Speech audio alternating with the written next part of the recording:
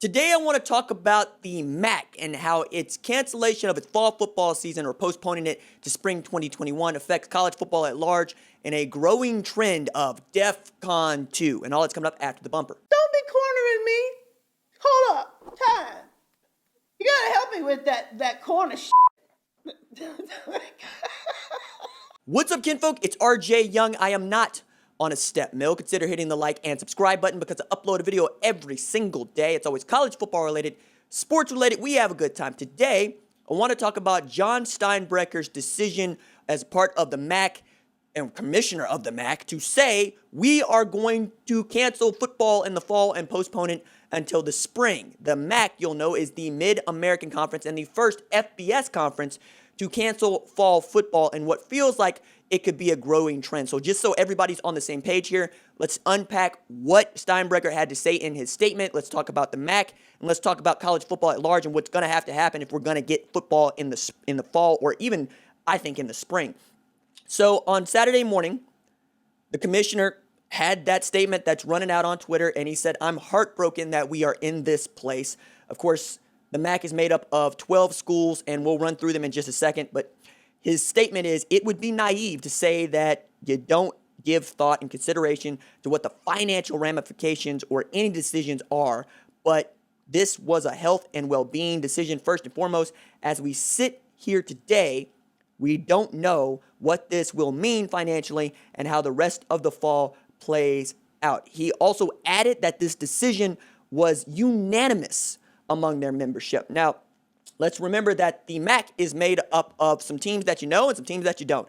Akron, Bowling Green State University, University of Buffalo, Kent State, Miami University, Ohio University, Ball State, Central Michigan, Eastern Michigan, Northern Illinois, Toledo, and Western Michigan. Toledo was supposed to play a non-conference game against my alma mater, the University of Tulsa, and a number of other Power 5 teams. And since the Power 5 conferences decided to go to conference-only slates +1 in many cases, that means that most of these MAC teams that get a lot of money for playing these games are no longer going to get that money.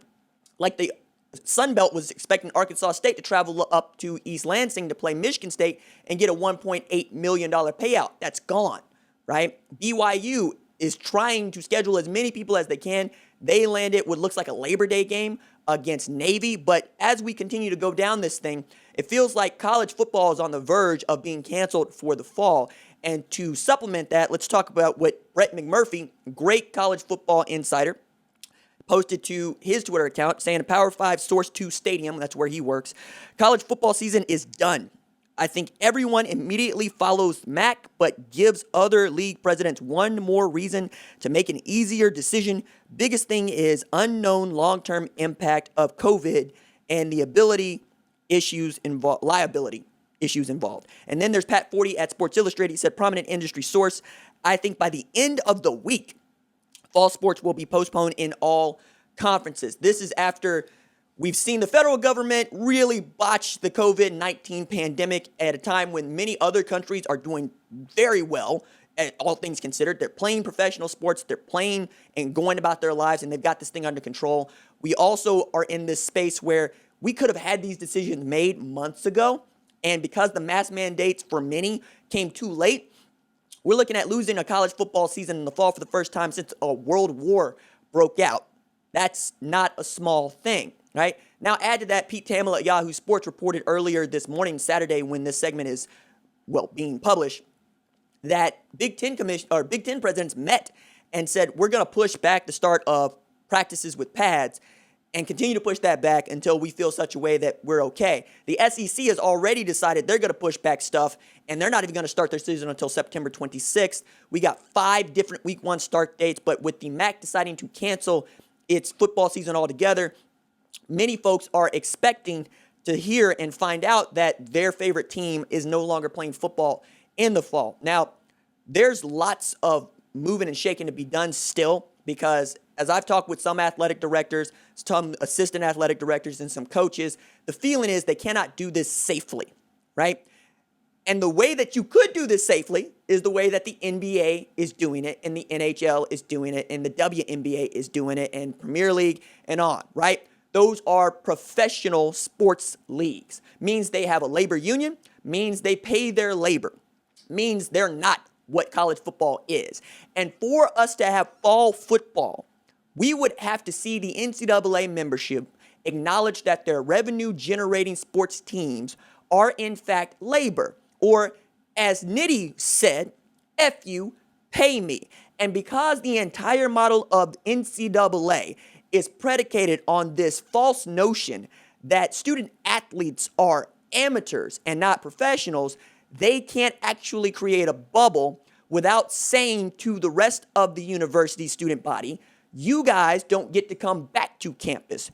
You guys have to stay at home and learn online while our football team stays on campus primarily so they can play football. And they'll probably be participating in online classes with you.